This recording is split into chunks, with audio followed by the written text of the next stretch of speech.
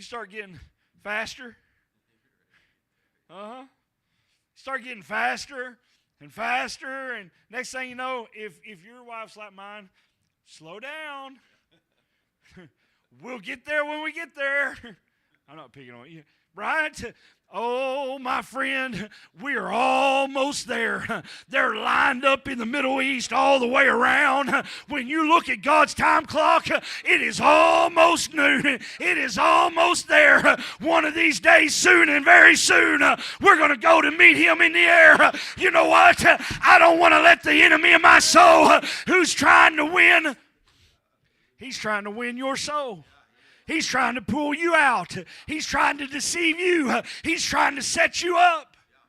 But here today, Jesus, oh, Jerusalem, Jerusalem.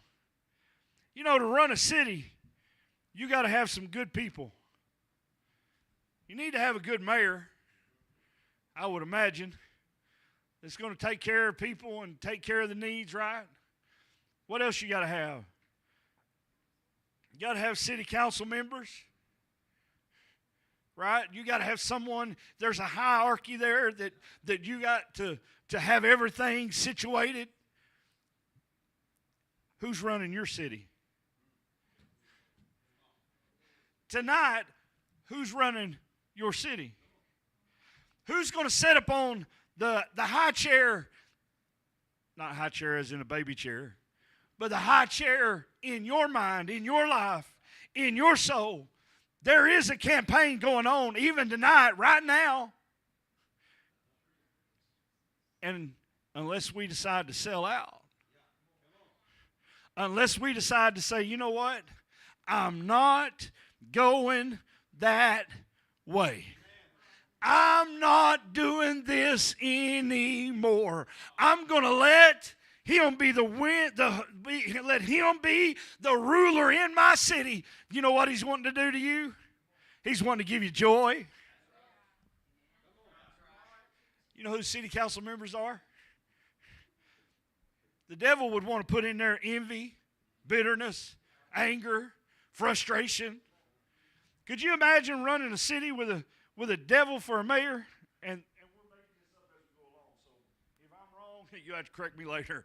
But could you imagine having the devil as your mayor and having envy and strife and all that on city council members? And I guess we'd throw in there lying and stealing as a sheriff. But you know what? Who wants to be the ruler of your city? He wants to put joy on the city council. The airs. He wants to put peace in there. He wants to put joy. He wants to put long suffering. He wants to put all the goodness. He wants to put the fruits of the Spirit on your council. But you've got to decide that I'm going to elect Jesus Christ as Lord in my life. You're the one that's going to have to decide, because He's running after you. Now, Brent, how fast can you run? Let's see. Let's see. Yeah. Come on. Come on. Yeah, it'll be okay. Yeah, why not? Come on, Brent. Yeah. Make it loud. Yeah, go ahead and make it loud right there. Make it loud. Yeah. Hey, you think you can catch him? You think you can catch him? Well, keep on running. Keep on running. Come on. Why don't you, yeah. Come on. Yeah. I don't think you can do it.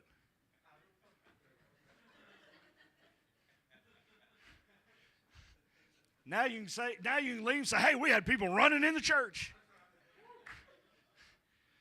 How long you going to run?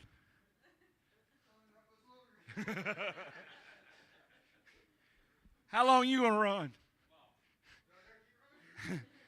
How long you going to run? If God's chasing after you, how long you going to run, Brent? If God's chasing after you, how long you going to run?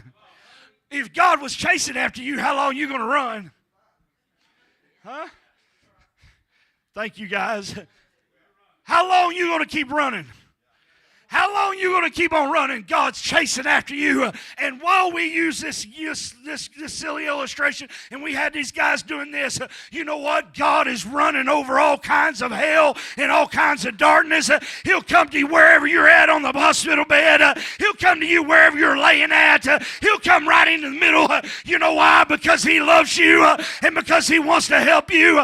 The enemy wants to destroy you, but Jesus is coming that you might have life, that you can have it more abundantly. The devil wants to give you death. He wants to give you pain and sorrow. But Jesus wants to give you life. He wants to change your life when you surrender to Him. When you say, you know what? I'm tired of running. I'm tired of running. Now, Brother Shane mentioned something about somebody being bitter. They tell me that dude that he was talking about, you know what we did? I let that bitter start eating on me. Whether I had a reason to or not, it don't matter now. But my bitterness from my family, from my parents, y'all aren't recording this, are you? My bitterness, my anger, my resentment that kept getting compounded by everything that happened that drove me to drugs. I don't even know if my kids know this part. That drove me to the dark side, that drove me to the things, that drove me to walking outside of red and white and the man sitting there with a shotgun aimed at me. The things that drove me. And then when I got in church, I got a little bit of victory. I got a splash of victory. And the first thing that happens, here we go again. And then I started eating off of that. And then I started letting it control me. And the next thing you knew, I was wanting to prove to everybody that I could be a good person in spite of them saying I was a slave driver. In spite of, you understand, that drove me. And all you had to do was insult. All you had to do was challenge. All you had to do.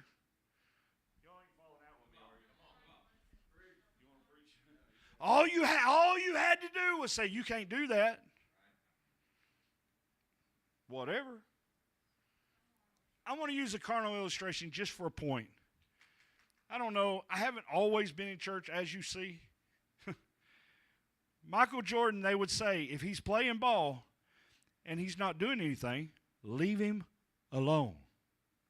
Don't insult him. Don't stir him up because you'll wake him up.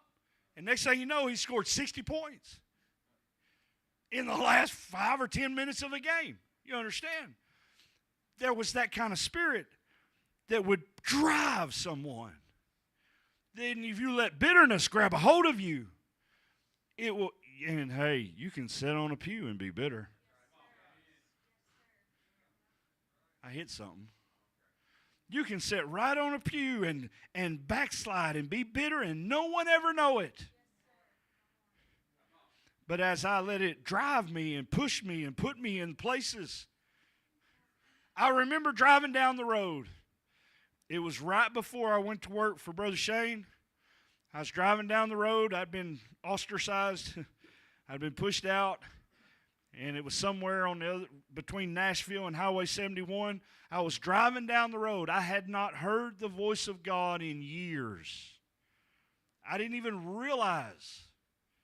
I didn't come here with notes without saying this, so I didn't even realize that God hadn't dealt with me until Morgan was born. She's having problems, having hospital. We went to, they air flighted her to Children's Hospital. I'm sitting out there in a garden, and everything around, it was in November, last of October. Everything around in that garden was dead. All the flowers, everything, there was nothing. And I was sitting there, and it dawned on me, how long's it been since you've heard God? Since you felt anything about God? And it scared me. but I couldn't pray. The only thing I could hear was, I'll laugh at you when your calamity comes. And I remember sitting there thinking, oh no, have I went too far?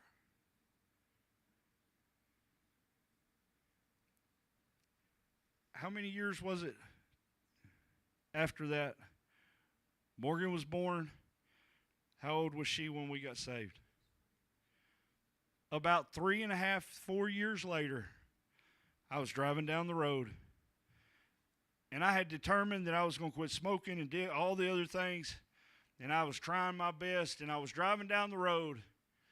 And all of a sudden I heard, if you'll give it to me, I'll change it. Brother Shane, I pulled over. I can almost take you to the spot. I pulled over on the side of the road. I got out of the truck. I walked to the back of the truck, and I leaned over on that truck, and I said, is that you, God?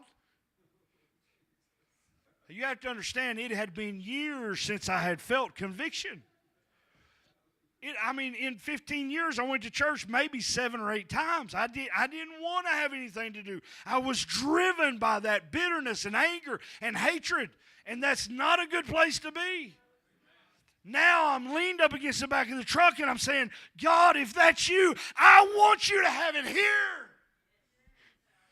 I had spent so much time letting that drive me and motivate me that it took a year to get past it. It took a long time. There were times I was listening to things, that radio station. I actually found a little bitty Bible. I didn't let Joanna know because she would really turn it on then. I went to work for Brother Shane in the process, and he put me with Uncle Mike.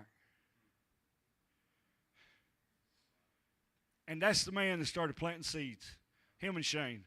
Shane would make sure he got him close to me every day, nearly. And that's where God was running.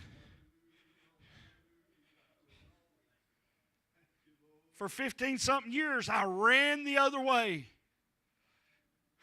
My little girl would go to church, raise her hand, pray for my daddy. She would come to church. She would come home. She said, Daddy, can we be like in all the other families? Can we go out and eat as a family? Pray for my daddy. Pray for my daddy. Pray for my daddy. You know who was the mayor of my home? You know who was the mayor of my heart? Satan was the mayor of my heart. And he had anger and bitterness and all of that. But when I decided to boot him out and re-elect somebody, I decided, you know what? I'm going to follow after Jesus. I may not be the best, and I'm going to make mistakes, and I'm going to be human, but you know what? I'm going to do the best I can. I believe I said one day at a time, and one day at a time I'm going to keep on walking by faith. You know why? Because I began to say, you know what? You're booted out, Satan. And I let Jesus be elected in my life. Here today, how long are you going to run? Are you going to keep running? Are you going to keep on going? Hey, he's saying Jerusalem. He's saying your name. How oft would I gathered you? If you'll let me, I'll become your king. If you'll let me, I'll become the ruler of your heart. No man can serve 2 masters. You're either in or you're out. How long will we halt between 2 opinions? If God be God, let us serve him. Will you stand with me? The devil's going to wear me out over that because I don't really tell that. I don't think Kenzie's ever heard part of that. Because there are some people, when they hear your testimony, they say, well, if I'm going to be like him, I got to go what he went through. That's the enemy trying to lie to you. You don't have to have the scars that I've got. You don't have to have the mind battles that I've got. Some of you's got worse than I'll ever dream. But you know what? When you elect him to be the mayor of your home, the mayor of your heart, you know what he said? Oh my. Was it 6 weeks? 3 or 4 or 5 weeks after I got saved? there was a prophecy, a tongues interpretation went out. And I was like, it'll never be the same. The devil beat me down. And I mean, just rode me, and there was still this war. There's things going on, and there's a tongues interpretation went out. And you know what I got out of it? This thing that I can remember, she's got it wrote down, but I'll make it as though it never happened. I'll make it as though you never left. Please don't take me wrong when I say this. Most of y'all are my family, so you know me for a long time. There are people that don't even have a clue that I was even out. You know why? Because God can turn the captivity, and God can use you. God can touch you. You got to surrender to Him and let Him take full control of the throne of your heart. Come on, let's pray. Come on, let's pray. Kenzie, will you play? Unless you got a song, sis. Come on, Kenzie.